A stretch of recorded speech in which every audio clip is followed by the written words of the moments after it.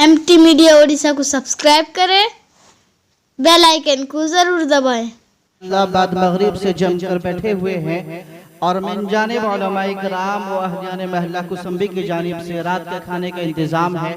और बस हमारे दरमियान में गिनती के चंद किबार उलमाए किराम तशरीफ़ फरमा है, आप हजरात उनका सुने।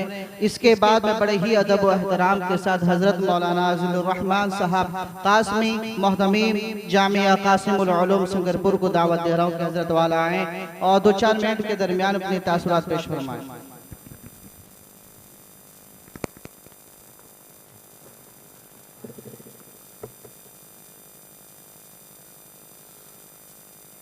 बिस्मिल्लाहिर्रहमानिर्रहीम नहमदुहु व नसल्ली अला रसूलिहिल करीम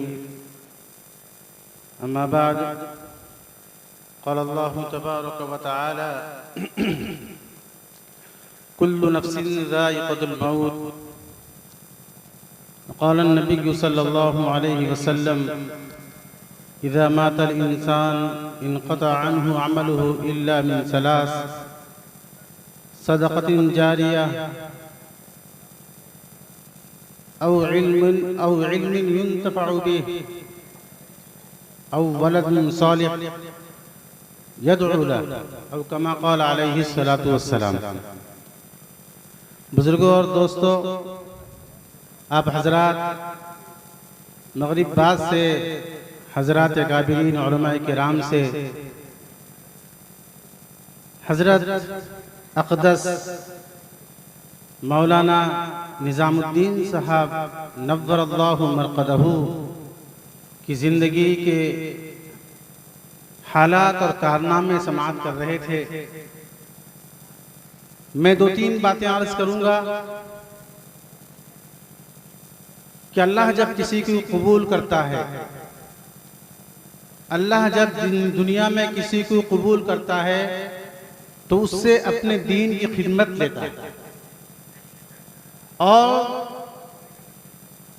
एक वो आलिम जिसने इल्म दीन हासिल किया और इल्म दीन हासिल करने के बाद उसके पास ये मौके थे, उसके पास ये हालात थे कि वो दुनिया हासिल कर सकता था, किसी स्कूल में जा सकता था, किसी कॉलेज में जा सकता था, लेकिन वो आलिम दीन जिसने अपनी जिंदगी को खालिस अल्लाह के लिए वक्फ कर दिया, सिर्फ अल्लाह के लिए पूरी जिंदगी आपने अल्लाह के लिए और अल्लाह के रसूल सल्लल्लाहु अलैहि वसल्लम के दीन के लिए आपने वक्फ कर दिया। मैं अपनी तालिब इल्मी जिंदगी के अंदर जब मैं दारुल गया हूं तो उस जमाने में आपके शागिर्दों की एक बड़ी तादाद दारुल देवबंद के अंदर मुताल्लिम थी। मुफ्ती तहमीद हुसैन साहब, मौलाना फखरुद्दीन साहब, मौलाना नाजिर हुसैन साहब, मौलाना मुशर्रफ साहब, मौलाना नज़ीर साहब, मौलाना नसीम साहब, मौलाना अब्दुल्ला खतीब साहब और भी न जाने कितने कितने उलमा, आज वो सब अपने अपने दीन के कामों में लगे हुए हैं। कोई मदरसे में है, कोई मस्जिद में है, कोई मौलाना नज़ीर साहब तो आजकल बेंगलोर शहर में किसी मदरसे में पढ़ा रहे हैं। मैं कहता हूं ये सब आपका फैज़, अल्लाह ने आपकी खिदमत को कबूल कर लिया, अल्लाह ने आपकी खिदमत को कबूल कर लिया, कबूलियत से नवाजा और इसीलिए आपके फैज़ को जारी कर दिया। हजरत मौलाना निज़ामुद्दीन साहब एक बेफैज़ नहीं, बांझ नहीं, बे औलाद नहीं, एक बाफैज़ आलिम होकर इस दुनिया से रुखसत हुए। इससे बड़ी बात और कोई हो नहीं सकती। बुजुर्गों और दोस्तों, हजारों की तादाद में अपनी शागिर्दों को उन्होंने इस दुनिया में छोड़कर गए हैं और ये शागिर्द ये अपने शागिर्द बना रहे हैं। मौलाना अताउल्लाह साहब मेरे दरसी साथी हैं, ये आपके शागिर्द हैं और फिर उसी मदरसे में अपनी खिदमत अंजाम दे रहे हैं। और फिर उनके कितने शागिर्द होंगे जो वो भी खिदमत से लगे होंगे। ये सिलसिला क़यामत तक इंशाअल्लाह चलेगा और ये आपके लिए ज़ख़ीरे आखिरत है। मेरे बुजुर्गों और दोस्तों, बहुत कम ऐसे उलमा होते हैं जो इतने इखलास के साथ, इतनी दियानतदारी के साथ और इतनी सादगी के साथ अपनी जिंदगी गुजार कर चले जाते हैं और हम छोटों के लिए एक नमूना बनकर चले जाते हैं। मेरे भाइयों, हजरत मौलाना का मुझसे बहुत करीबी ताल्लुक था। फरमाते थे कि आप मेरे उस्ताद ज़ादे हो, और फौरन जो है मुझे गले से लगा लेते थे और दुआओं से नवाज। हमेशा कहीं भी मुलाकात होती दुआ ही दुआ होती जुबान पर। अभी कुछ दिन पहले इनके साहबजादे मौलाना अब्दुल्ला खतीब साहब मुलाकात हुए। मैंने पूछा हाल अहवाल, वालिद साहब कैसे हैं, क्या हैं, और मैंने उनसे ये भी कहा कि दिल में ख्वाहिश होती है कि जाकर आपसे आपके घर मुलाकात करूं, लेकिन फिर भूल जाता हूं। एक हफ्ता कबल हजरत मौलाना ज़बीहुल्लाह साहब के जनाजे में आपसे मुलाकात होती है। मैं जाकर मिलता हूं और आप फरमाते हैं कि मेरे साथी थे, ये चले गए, अब हमारा कब नंबर आता है। देखो मेरे भाइयों, अल्लाह का एहसान, अल्लाह का करम है कि अल्लाह ने उनको एक बेहतरीन जिंदगी इनायत फरमाई। और दूसरी बात मुझे कहना चाह रहा हूँ, ये हम सब उलमाए किराम जितने दीन से लगे हुए लोग हैं, उन सब के लिए आपने हमको सबक पढ़ाया। वो क्या है सबक? उन्होंने अपनी जिंदगी में अपनी औलादों को दीन पढ़ाया।